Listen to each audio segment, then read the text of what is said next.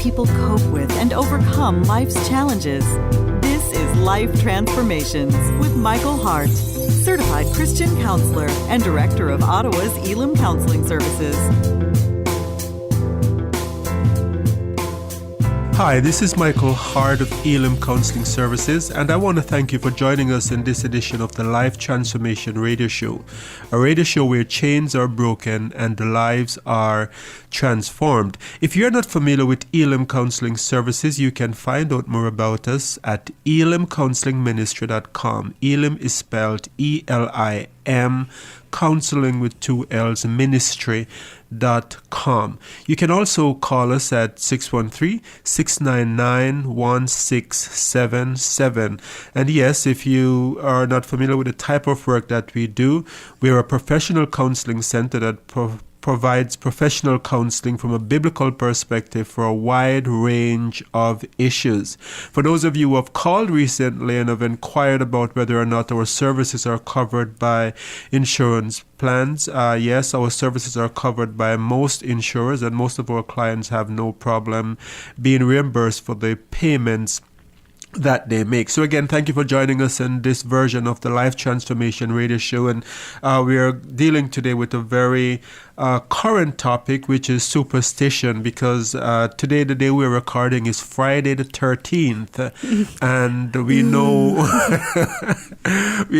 there are a lot of superstitions about Friday the 13th, and with me in studio today is Melissa Wagot. Welcome, Melissa. Good to be here, Michael. I've got my fingers crossed that all things go well today. And what are some of your other superstitions that you do to get through this day? You don't want to step on a crack and all those things. And I've got, I think, my 4-leaf clover in my pocket, and the horseshoes hung over the studio door. So I think we're good and covered for this Friday the 13th show.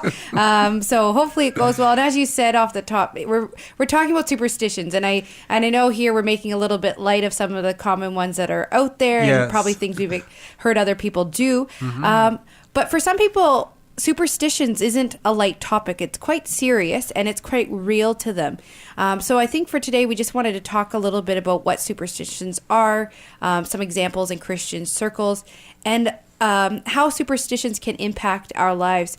But off the top, like we always like to do on the show, is we want to bring it back to the Bible, because that's sort of our source and our guide, and where we get a lot of our direction from. So does the Bible talk about superstitions? Absolutely. There are many passages in the Bible that deal with superstition. There are many Old Testament passages. For example, if you look at passages such as in the Old Testament that deals with superstition, such as Proverbs 26:2, it says, "Curse cannot hurt you unless you deserve them. They are like birds that fly by and never settle." So from that passage, we are seeing that there were beliefs in those times that people could put curse on you. And the writer of Proverbs are saying that curse, a person cannot arbitrarily put a curse on your life. There are some cultures in which those kind of practices are very common, and people actually believe that the misfortunes that they're having in life currently are as a result of curse that have been placed on them. In Jeremiah 27:9, it says, "Do not listen to your prophets or anyone who claims he can predict the future, either by dreams or by calling up the spirits of the dead or by magic."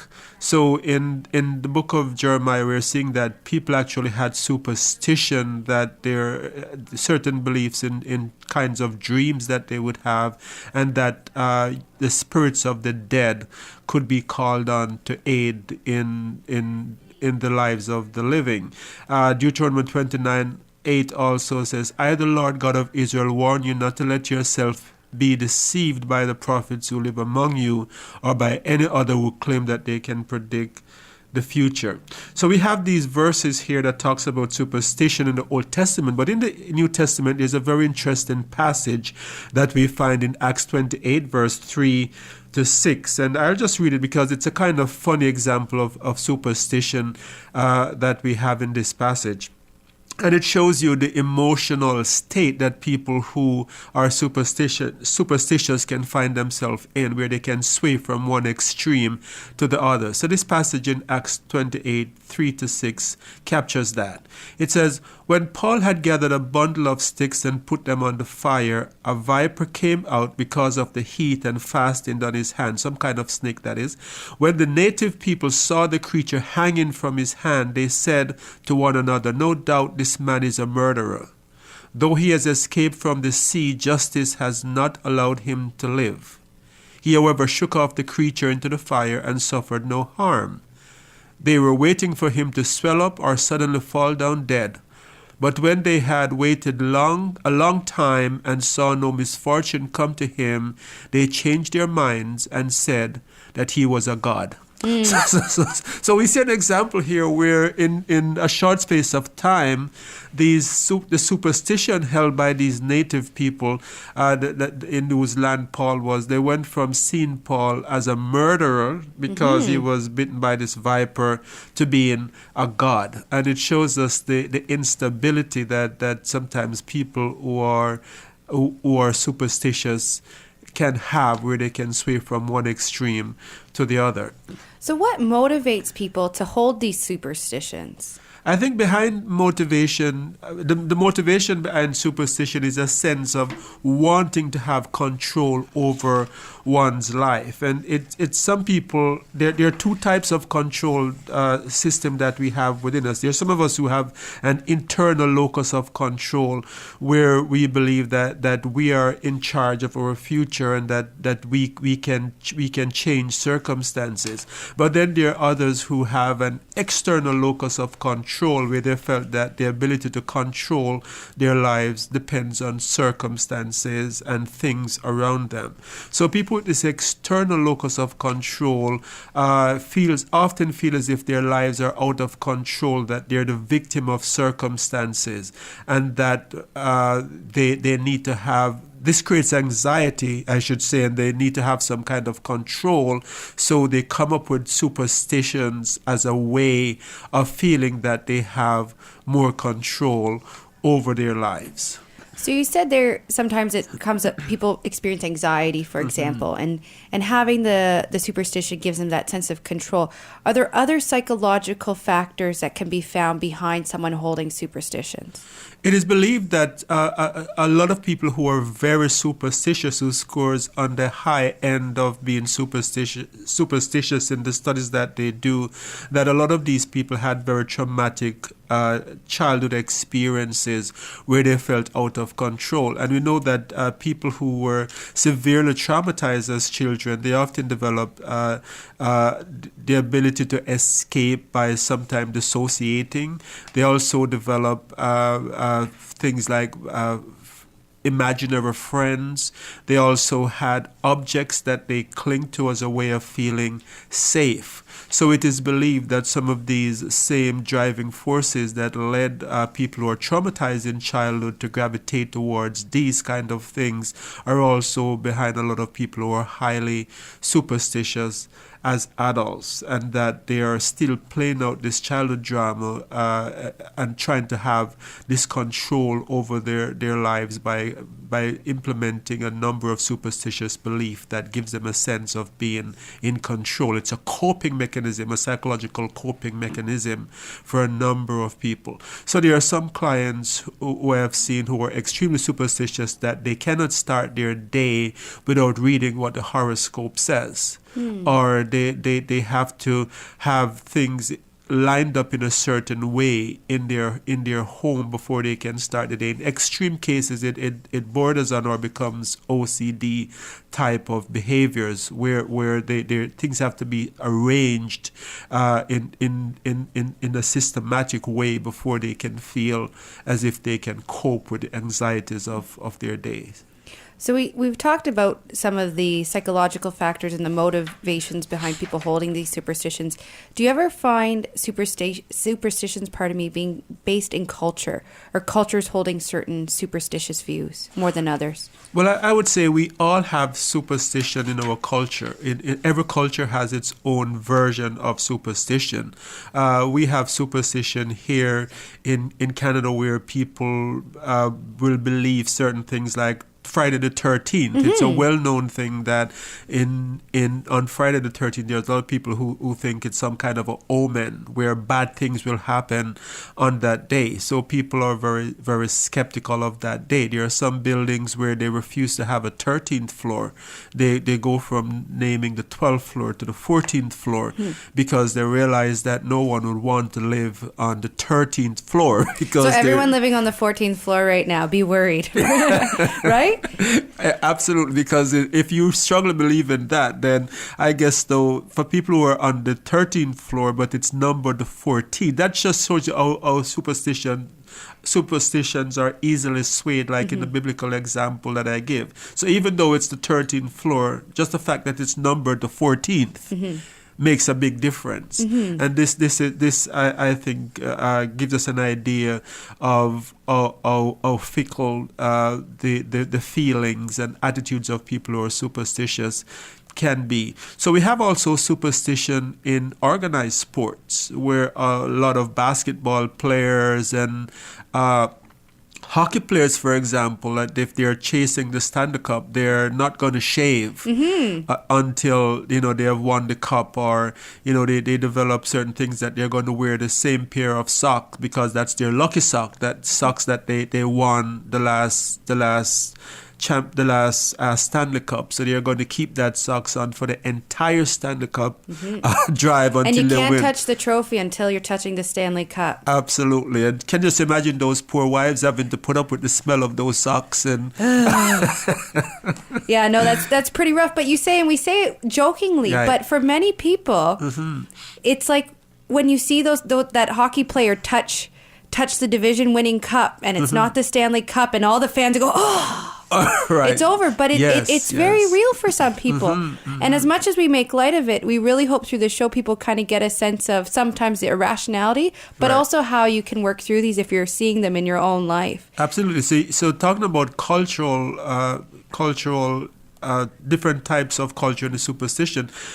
In other cultures, superstition take different forms than they do here in Canada. There are some cultures where they would have superstition around how things are done. I don't know if it's familiar here in Canada, but in some, I know, West Indian cultures, there's superstition about not sweeping your house at night. Because if you sweep your house at night, you're sweeping out your bad luck. So your good luck, that is to say, you're going to become bad luck. And so you make sure that you do all your sweeping in the day, because at night you're actually sweeping your luck through the door. And then there are other superstitions so that you don't say certain words. Like I remember with my grandmother, we could never say when we were leaving the house, "I am gone." She would go into a panic if you use the word "I am gone," instead of "I am leaving." Okay. Because to say "I am gone" means that you could die. You're not going to come back through that door. And I think that when we have cultural impact like that, it becomes very deep-rooted. So I find that even today, even though I know it's nonsense, if I hear myself saying "I am gone," it seems as if I'm doing something wrong. I'm saying something wrong. I should be saying "I am leaving," because to be gone is to be deceased. And so that leads me into my next question about how superstitions are passed on. So with the example of your grandmother there, Yes. even though you don't hold that yourself, you can see how it's influenced you in some way. Is that sort of how most superstitions are passed on, through modeling? Absolutely. A lot of superstition are passed on from generation to generation through the culture in which we live. We talked about the hockey players, from young hockey players who are growing up and see older hockey players holding on to this thing of not touching the divisional cup because that means that they're going to not win the Stanley Cup. They in turn do the same thing. But I think in that sense, it makes an impression on future generation because they have sort of learned that certain things are to be avoided or certain things are to be done in order to be lucky. So it goes from one generation to the other. But then I think there's some kind of superstition that can become very problematic, because if you believe in, and I think we'll get more into that as we go on, but when you believe in some things, then it can become very crippling for you in terms of how you live your life. If you have just joined us, you're listening to the Life Transformation Radio Show. I'm your host, Michael Hart of Elim Counseling Services, and today we're discussing superstition, and we're discussing this as a result of the day we're recording being Friday the 13th, and just discussing the different forms of superstition in our culture and some of the pros and cons of superstition.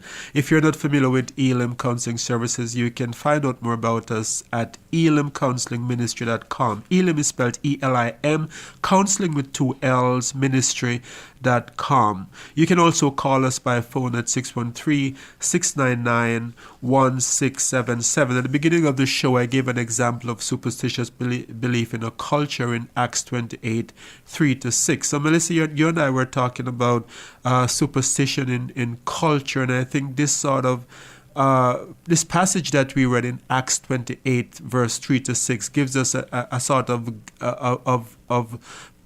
look, sort of a sort of glimpse into the culture of that place where Paul was. Mm-hmm. And we can see the culture. The culture goes something like this: if something bad happens to you, you must be evil. Mm-hmm. And then if something good happens to you, like in the case of Paul, he didn't die when the serpent bit him, nothing happened, you must be good. Or right. Something, in his case, they attributed it to him being a god. Right. So that being said then, with superstitions, is there an element of truth in them sometimes? Because they seem to be wide-reaching in a lot of different areas. Are there some superstitions that are true? Or is this just a matter of self-fulfilling prophecy that on Friday the 13th, when people are being weird or acting strange, we just say, oh, it's Friday the 13th, and maybe they were weird yesterday.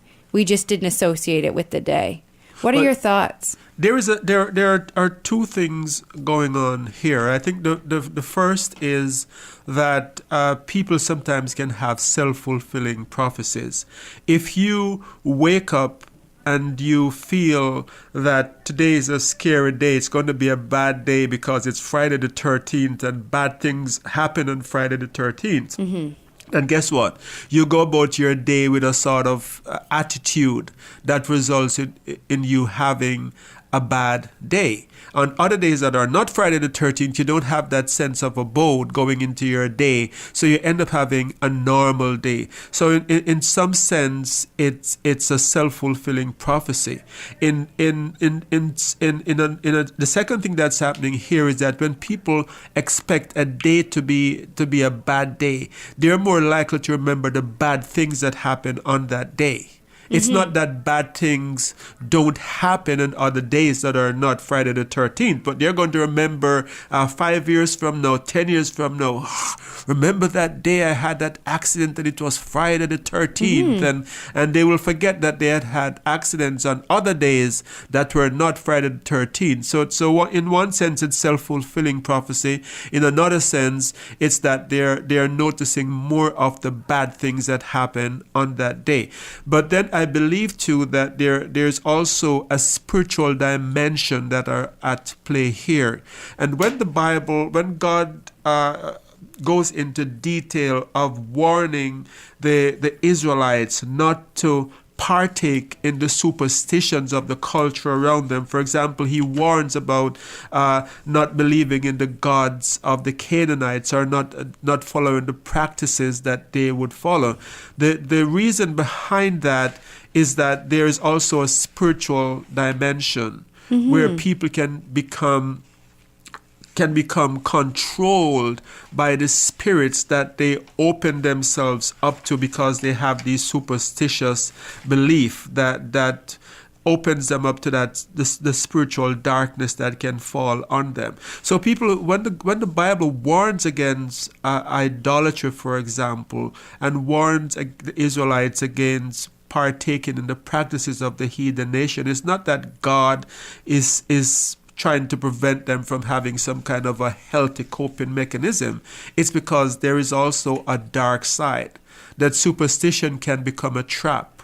And the practices of some of these nations that existed at the time of the Jew, they were deeply embedded in the worship of demons and things that opened up a very dark spiritual element. So I think there are some kinds of superstition that can open that spiritual door to darkness that God tries to protect us from by saying that we should not partake in these kind of practices. This is not to say that all kind of superstitions are evil, but there are some superstitions that can open that door.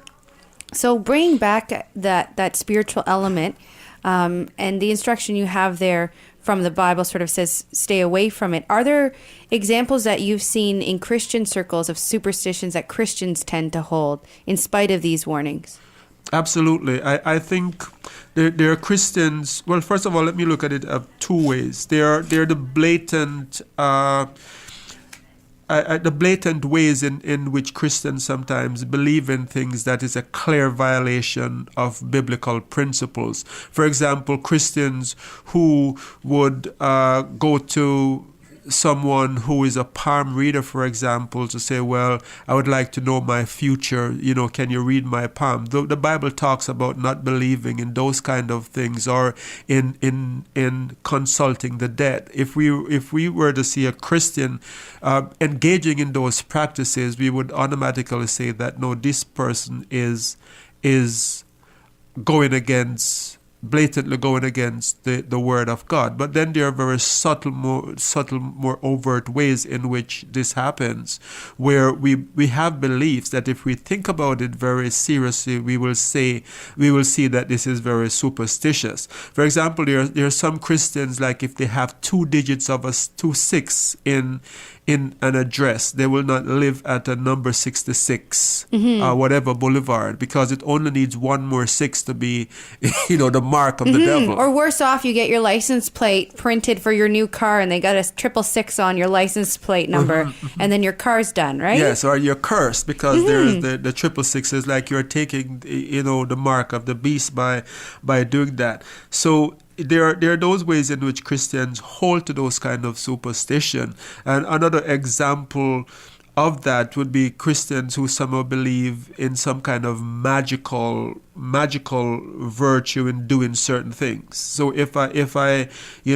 just give more, then tomorrow I'm going to wake up and I'm going to just have abundance, or if I give to this ministry versus that ministry, God is going to bless me because that person is more a man of God and he's doing great miracle work.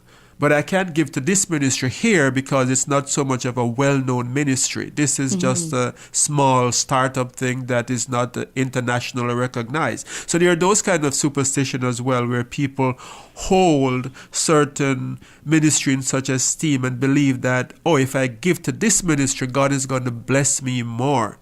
I think that is a subtle form of superstition, because God does not care about the big name that a ministry has. God is more concerned about the heart with which a person gives. So there's this subtle form of superstition where a Christian holds those kind of belief. But let me say this too, that I think the prosperity gospel is a kind of superstition as well. Can you elaborate a little bit on that? Well, the prosperity gospel in a nutshell basically says God is a God who wants us to be rich. And if we do things in a certain way, A, B, C, if we live a certain way, live according to what is stated in the Bible, then we're all going to be wealthy and drive the most expensive car and have a private jet and so forth. The problem with that the only people who are living this kind of prosperous life are the people who are at the head of the ministries who preach such things. And if you don't have this abundance, Right. you don't have enough faith, or you're doing something Right. wrong. So those people who are at the top, who are telling people that you need to give to us and God is going to bless you. Look at us. We have the private jet and you just need to give more, because if you give more, then you would have this blessing. I think that too is a subtle form of superstition, because prosperity in the Bible is a lot more than just riches. So through your examples there and some of the instruction you've described in the Bible about kind of guarding ourselves against these practices, and that they aren't all harmless and benign, if someone's finding themselves bound by superstition in their life, or maybe they have someone in their family that can't step on a crack or whatever the case may be, how can they free themselves from the power of superstitions? I think this is where your spiritual belief can come in very handy. A Christian who believes that God holds the past, the present, and the future is much less likely to be anxious about what's going to happen today and needing to read a horoscope to find out what that is going to be.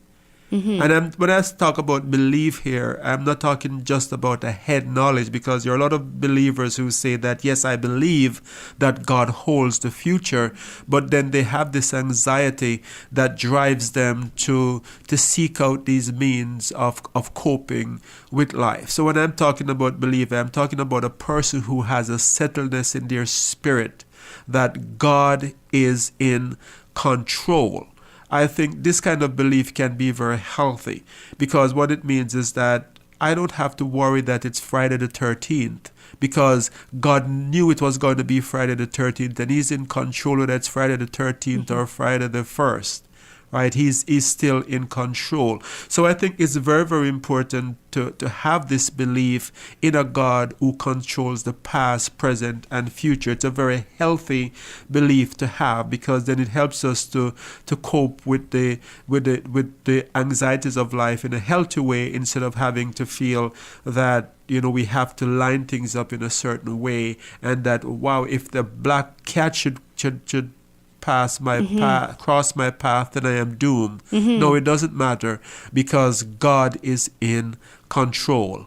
So on that note, we have to wind it down here for today. There are a few other things that I would love to share, but you can find out more about this topic by calling us at 613-699-1677. Again, it's Michael Hart of Elim Counselling Services, and the other voice you've been listening to is that of Melissa Waggett. And Melissa, thank you very much for joining us today. It was a pleasure discussing this topic with you. You're very welcome, Michael. Well, I'm hoping that someone out there is going to find freedom from superstition. Maybe you're listening to this show today and you're someone who on Friday the 13th had a lot of trepidation, or maybe you're holding on to beliefs from your parents, generational beliefs that have followed in your family for many generations, and you realize that these beliefs are not healthy and you would like to break yourself free of them.